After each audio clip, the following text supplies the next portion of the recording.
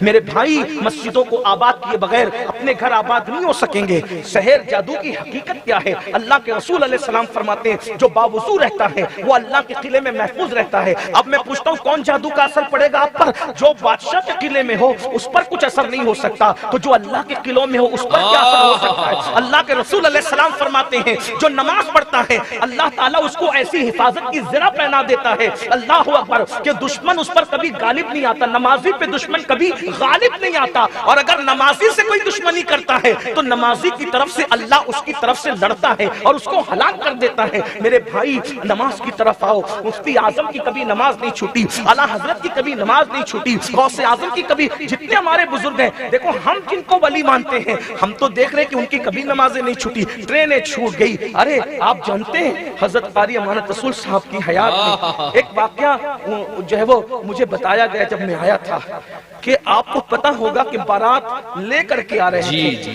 اور نماز کا وقت ہوا، آپ نے شاید سنا ہوگا، اور نماز کا وقت ہوا اور لوگوں نے کہا کہ یہاں اگر رکیں گے تو لوٹ لیے جائیں گے اور نماز یہاں نہ، لیکن کہا ہم لوٹے جائیں گے چلے گا مگر نماز تو قضا نہیں ہے۔